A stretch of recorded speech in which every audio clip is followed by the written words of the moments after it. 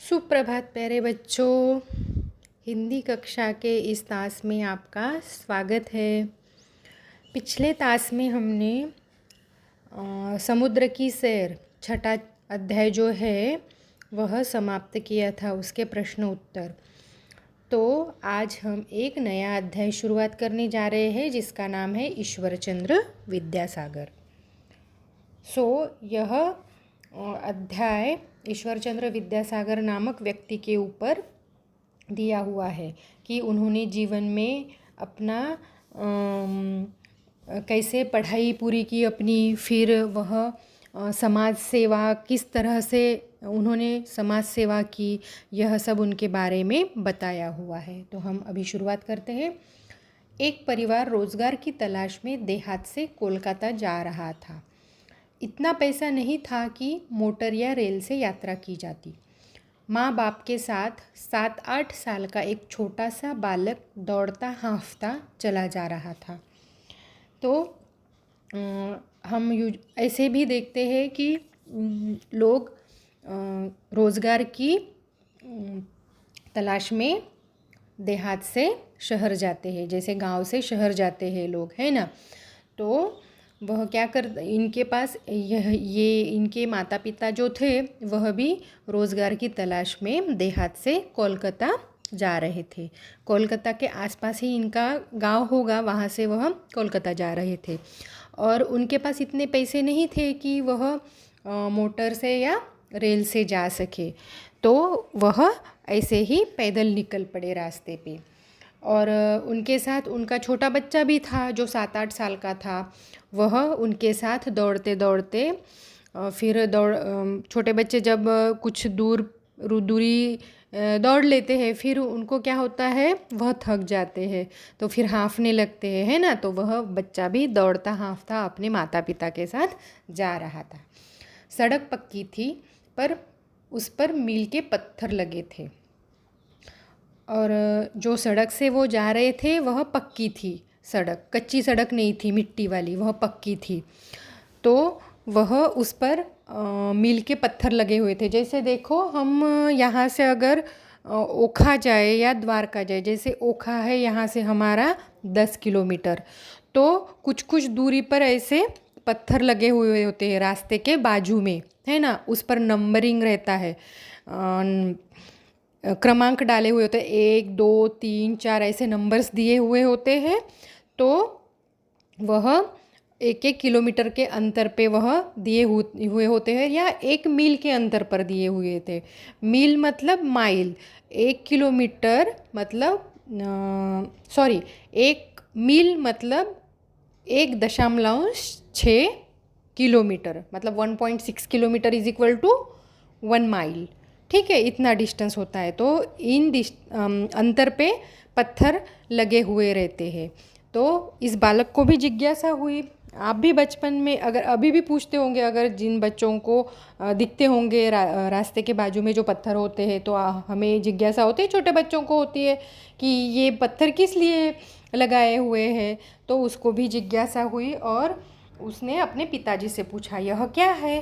तो उसके पिताजी ने क्या जवाब दिया, यह मील का पत्थर है। बालक अपने पिता से इन पत्थरों पर लिखी संख्याएं पूछ पूछ कर मन ही मन दोहराता रहा। अभी उन पत्थरों पर नंबर लिखे हुए थे, संख्याएं लिखी हुई थी। तो वह बालक क्या कर रहा था, अपने पिताजी से वह संख्याएं पूछ रहा था और फिर वह दोहराता था। तो ऐसे करते करते अपने मन ही मन में उसने वह चलते फिरते अंग्रेजी की जो गिनती है 1 2 3 4 ऐसे लिखे हुए होंगे पत्थर पे नाम, तो वह 1 2 3 4 क्या लिए, सीख लिए। इस बालक का नाम था ईश्वरचंद्र। और ये जो अभी जिस बालक का वर्णन हो रहा था उस बालक का नाम क्या था, ईश्वरचंद्र। कोलकाता में उसके पिता मुनिमी का काम करके अपना गुजारा करते थे। वह कोलकाता पहुंच गए फिर, और वहाँ पे उनके पिताजी मुनिमी का काम, मतलब जो वही खाता जो संभालते हैं ना, हिसाब किताब दुकान में, उनको मुनिम बोलते हैं। तो वह काम वह करते थे, ठीक है। और अपने घर का गुजारा करते थे। मतलब खाना खिलाना उनको, उनके कपड़े उनके है नहीं है, दैट इज़ वो होता है मतलब गुजारा करना। ठीक है। ईश्वरचंद्र को स्कूल में तो दाखिला कर दिया था, लेकिन उसके पास न तो किताबें थी न कॉपियाँ थी। तो जैसे वह कोलकाता में पहुंच गए, उनके पिताजी को नौकरी लग गई वहाँ पे मुनीम की। फिर उनका स्कूल में दाखला कर दिया गया, और लेकिन उनके पास ना किताबें थी और ना ही कॉपियाँ, मतलब नोटबुक भी नहीं थी। ठीक है ना, वर्कबुक भी नहीं था और नोटबुक भी नहीं था। ठीक है। फिर रद्दी कागज़ों पर लिखकर उसे अभ्यास करना पड़ता था। रद्दी कागज़ मतलब जिन पर पहले लिखा हुआ होता है, जिन कागज़ों पर, और फिर वो दुकान में बेचते हैं ना, वो आता है रद्दी वाला, आता है ना रद्दी लेने हर संडे, वो क्या चोपड़ा लेने के लिए। तो ऐसे ही कुछ पेपर पड़े हुए होंगे दुकान में, तो वह उन्हीं रद्दी कागज़ों पर लिखा करते थे। रात में पढ़ने के लिए घर में चिराग की सुविधा नहीं थी। मिट्टी का तेल इतना महंगा था कि खरीदना मुश्किल था।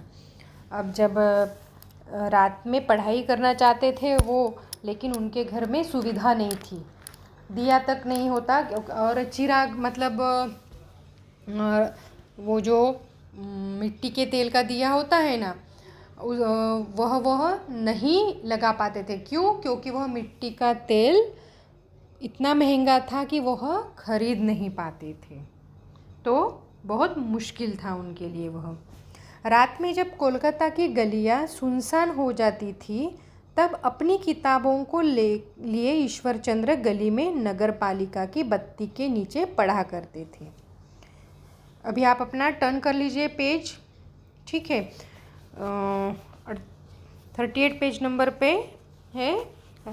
जब रात में वह कोलकाता में रहते थे, तो जब गलियां सुनसान होती थी, मतलब रात को लोग सोते हैं ना, काम से आते हैं, थके आ रहे होते हैं, तो सो जाते हैं। बच्चे भी दिन भर खेलते हैं, वो भी सो जाते हैं, तो गलियां जो है वह सुनसान हो जाती है। कोई रात में सड़क पे घूमता हुआ नहीं दिखता हमें, है ना। तो तब वह क्या करते थे, अपने किताबों को लेकर नगर पालिका की बत्तियाँ रहती है ना, शहर में भी रहती है, गांव में भी रहती है, कि जो गांव में ग्राम पंचायत की होती है ना, लाइट्स लगे हुए होते हैं रास्ते पर, तो वहाँ पे उसके नीचे जाके वह पढ़ा करते थे। उत्साह और परिश्रम से हर साल परीक्षा में उनका पहला नंबर होता था। उनमें परिश्रम करने की चाह थी और उनमें उत्साह भी भरा हुआ था, इसलिए वह रात को बत्ती के नीचे जाकर पढ़ा करते थे, और फिर वह परिश्रम से हर साल परीक्षा में पहला नंबर लाते थे, है ना। हमारे पास आज कितनी सुविधाएं हैं, फिर भी हम होमवर्क नहीं करते। तो अभी सीख लो कि जो बच्चों के पास सुविधा नहीं रहती, उनमें भी चाह होती है, तो वह भी पढ़ते हैं। तो हमें भी इससे कुछ सीख लेनी चाहिए, हमें भी पढ़ना चाहिए, है ना।